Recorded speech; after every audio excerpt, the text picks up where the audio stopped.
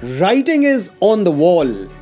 JNU की दीवारों ने कह दिया है, ब्राह्मणों भारत छोड़ो। अब दो ही रास्ते हैं, या तो इसे कुछ सरफिरों की हरकत मान के नजरअंदाज कर दें, जैसे बरसों तक हमने कश्मीर में किया, या फिर आवाज उठाएं। नजरअंदाज कर दिया तो दिल्ली को कश्मीर बनते ज्यादा दिन नहीं लगेंगे, और आवाज उठाई तो इंटेलेक्चुअल्स कहेंगे शुक्ला जी जातिवाद फैला रहे हैं। जो मुझसे, मेरे चरित्र से परिचित हैं, वो जानते हैं कि मैं जातिवादी नहीं, राष्ट्रवादी हूं, स्वाभिमानी हूं। ब्राह्मण होना, सनातनी हिंदू होना मेरा स्वाभिमान है, जैसे भारतवासी होना। आज फिर मेरे स्वाभिमान को चुनौती दी गई है। मैं बड़ी विनम्रता के साथ अपना पक्ष रखना चाहूंगा, बताना चाहूंगा कि ब्राह्मण है कौन। ये नव जागरण का युग है, दुनिया बदल रही है, पुराने स्टीरियोटाइप्स टूट रहे हैं, टेक्स्ट बुक्स में बाबरों और शाहजहां के पन्ने घट रहे हैं, छत्रपति शिवाजी महाराज और लोकमान्य तिलक की धमक बढ़ रही है। तो ब्राह्मण कुल को भी अपने हिस्से का न्याय मिलना ही चाहिए। आज मैं आपको ब्राह्मणों के त्याग और बलिदान की वो सच्ची कहानियां सुनाऊंगा, जिन्हें झुठलाने के लिए विदेशी आक्रांताओं और देशी एजेंडाधारियों ने हमें बचपन से एक प्रोपोगंडा थ्योरी तोते की तरह रटा दी है। Once upon a time there was a greedy and wicked Brahmin। लेकिन तोते तो हम हैं नहीं, इंसान हैं। तो चलिए इंसानों की तरह पहले आरोपों को सुनते हैं, फिर सच को समझते हैं।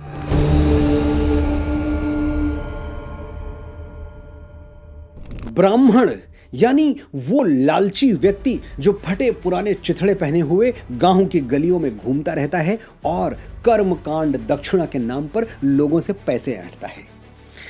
मुंशी प्रेमचंद के पंडित मोटेराम शास्त्री हों या बॉलीवुड के पंडित पुजारी, ये हमेशा दुष्ट, पाखंडी, निर्दयी, ढोंगी और लालची होते हैं। यही स्टीरियोटाइप है। इससे भी अगर हम एक कदम आगे जाएं तो बॉलीवुड में सुपर हिट विलन तो वही होगा जिसके गले के अंदर गालियां और बाहर रुद्राक्ष की माला हो। विलन तो मार्केट में वही चलेगा जो अपने काले कारनामों को छिपाने के लिए केसरिया तिलक लगाता हो। अब ये बाजार है, यहां जो बिकता है वही दिखता है, और जो दिखता है वही बिकता है। जब तक प्रोडक्ट बिक रहा है, उसके असली या नकली होने से क्या फर्क पड़ता है। ब्राह्मण अपने स्टीरियोटाइप घिनौने रूप में बिकते रहे और आप भोले भाले सीधे साधे लोग ये झूठ बार बार खरीदते रहे। ये बार बार कहा गया कि ब्राह्मणों का इतिहास लोभ और लालच से भरा हुआ है। तो चलिए पहले इतिहास की ही बात कर लेते हैं।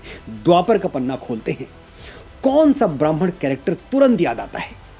सुदामा। पिछले 5000 वर्षों में सुदामा गरीबी का चेहरा बने हुए हैं, वो भी तब जब उनके सबसे करीबी मित्र भगवान श्री कृष्ण द्वारिका जैसे वैभवशाली राज्य के राजा थे। सुदामा मुंह खोलते तो कृष्ण उन पर मणियों और मोतियों की वर्षा कर देते, लेकिन ब्राह्मण सदैव उसे स्वाभिमानी रहा है।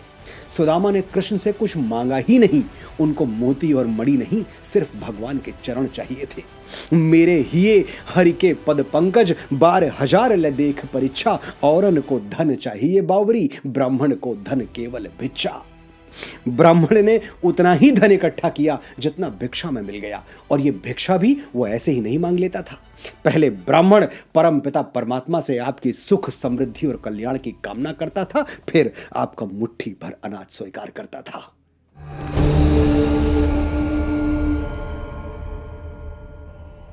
कुछ लोग हैं जिन्हें भारतवर्ष में कुछ भी अच्छा दिखाई नहीं देता, लेकिन मैं और आप तो खुले मन से स्वीकार करते हैं कि भारत जैसी गौरवशाली संस्कृति दुनिया में कहीं और नहीं। तभी तो जो हमें लूटने आए, उन्होंने हमारे सोने चांदी से भी पहले हमारी संस्कृति को लूटना चाहा, हमारे ग्रंथ जला दिए, हमारे स्वर्णिम अतीत के चिन्ह मिटा दिए। फिर भी हमारे गर्व करने के लिए बहुत कुछ बच गया। अपना सब कुछ हूं लुटा चुका, फिर भी अक्षय है धनागार, पंडित अटल बिहारी वाजपेयी याद आते हैं। सवाल यह है कि जो बच गया वो बचाया किसने? ब्राह्मणों ने। वेद, पुराण, उपनिषद, रामायण, महाभारत, भगवत गीता, ऐसे ऐसे अनमोल सनातन ग्रंथ, इनकी पांडुलिपियों को इस्लामिक हमलावरों और अंग्रेजों से बचाने के लिए ब्राह्मण अपने प्राणों पर खेल गए। ब्राह्मणों का इतिहास में कोई योगदान नहीं है। अच्छा, भारत की स्वतंत्रता के लिए पहला बलिदान किसने दिया था? वीर मंगल पांडे ने, ब्राह्मण थे। और मैसेडोनिया का वो लुटेरा सिकंदर, उसके विरुद्ध पहला विद्रोह किसने किया था? ब्राह्मणों ने। ब्रह्मस्थल नगर की दिव्य भूमि पर बलिदान हो गए, लेकिन उस अत्याचारी की सत्ता को स्वीकार नहीं किया। और अखंड भारत का पहला सपना वो किसने देखा था? एक ब्राह्मण ने। चाणक्य का नाम मुझे आपको याद दिलाने की जरूरत नहीं है, आप पढ़े लिखे हैं। तक्षशिला विश्वविद्यालय में प्रोफेसर थे चाणक्य। थोड़े दिनों में डीन बन जाते या फिर वाइस चांसलर।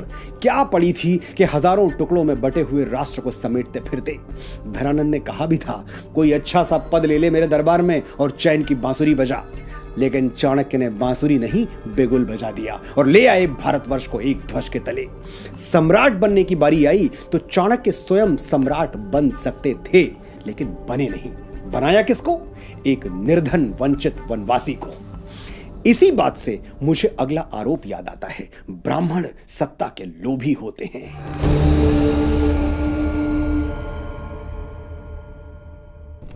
राजा दशरथ की मृत्यु के बाद भगवान श्री राम और लक्ष्मण दोनों वन में थे और भरत शत्रुघ्न ननिहाल में। अयोध्या का सारा कंट्रोल, उसकी सेना, राजकोष, सब कुछ महर्षि वशिष्ठ के हाथों में था। यह समझ लीजिए कि पावर ऑफ अटॉर्नी वशिष्ठ के पास थी। एक झटके में अयोध्या का राज्य हड़प सकते थे। जाइए पढ़ लीजिए रामायण के 300 से ज्यादा वर्जन्स जो अवेलेबल हैं। किसी एक में भी आपको ऐसा कोई प्रसंग नहीं मिलेगा जहां महर्षि वशिष्ठ ने खुद राजा बनने के लिए कोई जोड़ तोड़ किया हो, कोई षड्यंत्र किया हो। सच यह है कि ब्राह्मणों ने कभी सत्ता का लालच किया ही नहीं। हमारी प्राथमिकता सदैव महान सम्राट बनाने की रही है, स्वयं सम्राट बनने की नहीं। ये जो शब्द है ना, किंग मेकर, ये शायद हमारे लिए ही फ्रेम किया गया होगा। लेकिन फिर भी अगर मातृभूमि ने हमें राजत्व प्रदान किया, हमें राजा बनाया, तो हमने कभी उसके माथे पर कलंक नहीं लगने दिया। शुंग, कण्व, वाकाटक, पल्लव, कदंब और आंध्र सातवाहन वंश का इतिहास उठाकर देख लीजिए। महाराजा दाहिर से लेकर ब्राह्मण पेशवा बाजीराव बलाड़ की जीवनी पढ़ लीजिए। सिंहासन पर बैठे तो देश के लिए सर्वस्व दांव पर लगा दिया। एक और बात बड़ी गैर जिम्मेदारी से कही जाती है फूट डालने के लिए, कि ब्राह्मणों ने क्षत्रियों से, राजपूतों से हमेशा द्वेष रखा। मुझे फिर से पेशवा बाजीराव याद आते हैं।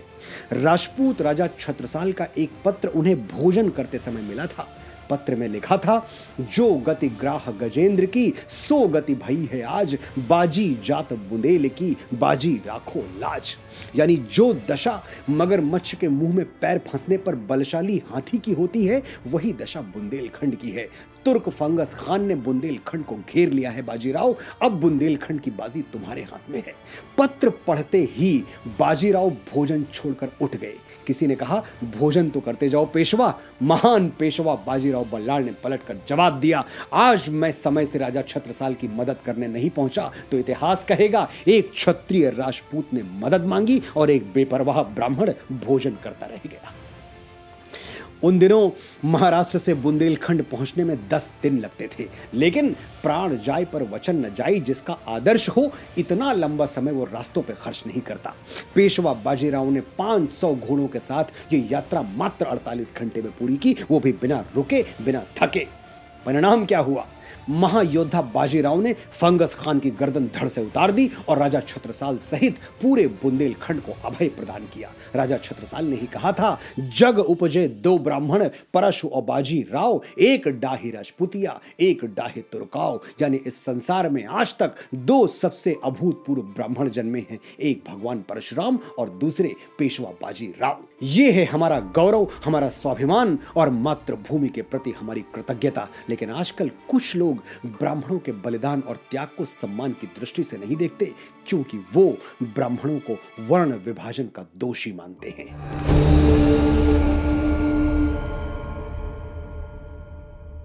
ब्राह्मणों ने समाज को जाति के नाम पर विभाजित कर दिया। ये आरोप भी पूरी तरह से गलत है, निराधार है। कैसे? मैं बताता हूं। वर्ण व्यवस्था का दोष मनुस्मृति को दिया जाता है। कहते हैं कि मनु महाराज ने ही समाज को बांट दिया और ब्राह्मणों को सबसे ऊंची जगह पर बैठा दिया। यह जानकर आप चौंक जाएंगे कि मनुस्मृति के रचनाकार मनु महाराज स्वयं ब्राह्मण नहीं थे, वो क्षत्रिय थे, राजा थे।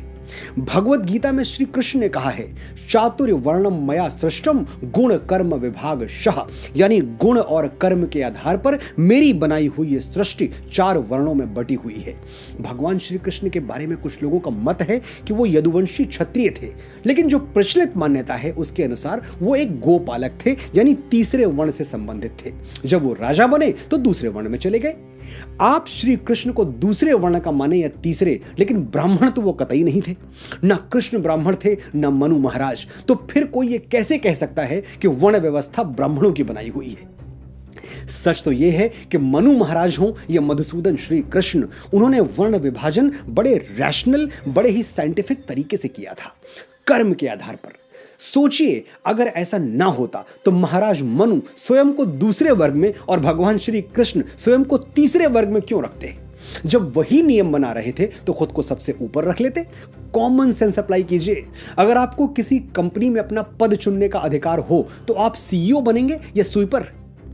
बात शीशे की तरह साफ है। सनातन में सदैव कर्म के अनुसार ही जाति का निर्धारण होता है, जन्म के आधार पर नहीं। श्री रामचरितमानस में गोस्वामी बाबा तुलसीदास भी यही कहते हैं, कर्म प्रधान विश्व करी राखा, जो जस करही सो तस फल चाखा। लेकिन हमारे देश में मैकाले के मानस पुत्रों की कोई कमी थोड़ी है। इन सो कॉल्ड इंटेलेक्चुअल्स को तो विदेशी प्रमाण चाहिए। कोई बात नहीं, विदेशी प्रमाण भी है। मेगास्थनीज की बुक इंडिका, मेगास्थनीज ने बताया है कि भारतीय समाज कुल 7 भागों में बटा हुआ है। दार्शनिक, किसान, चरवाहे, कारीगर, सैनिक, ओवरसियर यानी प्रशासनिक कार्य करने वाले, और अंतिम है पार्षद व मूल्यांकन करता यानी अच्छे चरित्र वाले बुद्धिमान लोग। अब आप ही विचार करिएगा, क्या ये 7 वर्ग जन्म आधारित हो सकते हैं? इस बात की गारंटी कौन लेगा कि दार्शनिक का बेटा दार्शनिक ही होगा या फिर पार्षद का बेटा पार्षद? इस बात की हमेशा संभावना बनी रहती होगी कि किसी एक परिवार में ही इन 7 अलग अलग डायमेंशंस के लोग रहते हों। एक और बात, मेगास्थनीज ने इंडिका में साफ साफ लिखा है कि भारतीय समाज में कोई भी ब्राह्मण हो सकता है। ब्राह्मण होना किसी वर्ग विशेष का एकाधिकार नहीं है। यदि आप ब्राह्मणों जैसी जीवनचर्या रखते हैं, वैसी तपश्चर्या रखते हैं, यदि आप ब्राह्मणों जैसा ज्ञानार्जन करते हैं तो आप ब्राह्मण हो सकते हैं। इसके लिए ब्राह्मण कुल में जन्म लेना बिल्कुल भी आवश्यक नहीं है, ये मेगास्थनीज ने लिखा है। तो एक बात प्रमाणित हो गई कि भारतीय समाज में कभी भी वर्ण जन्म आधारित नहीं रहे, हमेशा कर्म आधारित रहे हैं। इसलिए ब्राह्मणों को वर्ण व्यवस्था का दोषी साबित करना कोरी मूर्खता से ज्यादा और कुछ भी नहीं है। इस संसार में ब्राह्मण ही अकेला है जिसके पेट में रोटी भले ना हो, लेकिन होठों पर विश्व कल्याण की प्रार्थना हमेशा रखी हुई मिलेगी। पृथ्वी ही शांतिरापः, अनगिनत रिलीजन्स हैं दुनिया में, सब अपने अपने फॉलोअर्स के लिए कल्याण की कामना करते हैं, करनी भी चाहिए। लेकिन सिर्फ सनातन है जो पूरी पृथ्वी की शांति मांगता है। ये आवाज सिर्फ मंदिरों से आती है, और उन मंदिरों में कोई ब्राह्मण अपने कंठ से ये स्वर उच्चारित कर रहा होता है। और कौन है इस धरती जो रोज गाता है, सर्वे भवन्तु सुखिनः, सर्वे सन्तु निरामयाः, सर्वे भद्राणि पश्यन्तु, मा कश्चित् दुख भाग भवेत्, यानी सभी सुखी हों, सभी रोग मुक्त रहें, सभी का जीवन मंगलमय बने और कोई दुखी ना हो। ये सभी का मतलब समझ रहे हैं ना आप? सभी यानी छोटा बड़ा, ऊंच नीच, धनी निर्धन, ब्राह्मण गैर ब्राह्मण। और ये तो फिर भी मनुष्य ठहरे, सभी में तो अणु से ब्रह्मांड तक सभी शामिल हैं, चींटी से हाथी और गौरैया से गिद्ध तक सभी। ये हैं ब्राह्मणों के आदर्श, ये है हमारी एक दूसरे का हाथ थामकर आगे बढ़ने की भावना। इसलिए आज के बाद ब्राह्मणों पर टिप्पणी करने से पहले एक बार ये जरूर सोचिएगा कि जब भी सनातन और भारतवर्ष को तोड़ने की कोशिश की गई, तब ब्राह्मणों ने ही अपनी शिखा खोलकर राष्ट्र और उसकी संस्कृति को एक सूत्र में बांधा है। मैं गर्व से कहता हूं कि मैं ब्राह्मण हूं। मैं वो दधीची हूं जो विश्व कल्याण के लिए अपनी हड्डियां दान करने से पहले 2 बार नहीं सोचता। मैं वो परशुराम हूं जो श्री राम जैसे मर्यादा मूर्ति क्षत्रियों को अपनी सारी शक्तियां सौंप देता है। मैं वो चाणक्य हूं हूं जो एक वंचित वनवासी को उठाकर भारतवर्ष के राज सिंहासन पर बैठा देता है। मैं वो आदि शंकराचार्य हूं जो अपने असीम ज्ञान के प्रताप से समूचे भारतवर्ष को एक भगवा ध्वज के तले ला खड़ा करता है। मैं रामकृष्ण परमहंस हूं जिसकी शरण में आने वाला विवेकानंद हो जाता है। मैं स्वामी समर्थ रामदास हूं जो छत्रपति शिवाजी महाराज जैसा शिष्य देके इस धरा को धन्य कर देता है। मैं पेशवा बाजीराव बलाड़ हूं जो एक राजपूत राजा के स्वाभिमान के लिए थाली में सजा हुआ भोजन छोड़कर रणभूमि की ओर चल पड़ता है। मैं मंगल पांडे हूं जो स्वाधीनता के मस्तक पर तिलक बनकर जगमगाता है। मैं राजगुरु हूं, तात्या टोपे हूं, परमवीर कैप्टन मनोज पांडे हूं। मैं चंद्रशेखर तिवारी आजाद हूं। मैं वीर सावरकर हूं जो अंडमान की सेलुलर जेल में 2 कटोरी पानी पी के स्वाधीनता के स्वप्न को जीवित रखता है। मैं बाल गंगाधर तिलक हूं जो भारतवर्ष को एक बार फिर अपनी संस्कृति पर गर्व करना सिखाता है। मैं दयानंद सरस्वती हूं जो अंग्रेजों के पथभ्रष्ट किए हुए भारत को संदेश देता है, वेदों की ओर लौटो। मैं ही इस यशस्वी ब्रह्मकुल की बेटी रानी लक्ष्मीबाई हूं जो मातृभूमि की रक्षा के लिए फिरंगियों के बदन में अपनी तलवार का लोहा उतार देती है। हम ब्राह्मण हैं, जन्मजात तपस्वी हैं, जन्मजात साधक हैं।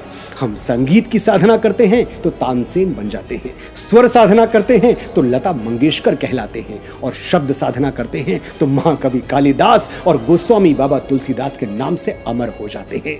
आर्यभट्ट, वराह मिहिर, श्रीनिवास रामानुजन, वेंकटरमन रामकृष्णन, हजारों लाखों यशस्वी ब्राह्मणों के नाम हमारे ब्रह्म पटल पर स्वर्णाक्षरों में अंकित हैं। मैं कितनी भी कोशिश कर लूं ये किस्सा रह जाएगा आधा। किस किस के मैं नाम गिनाऊं, सांसें कम हैं, लोग ज्यादा।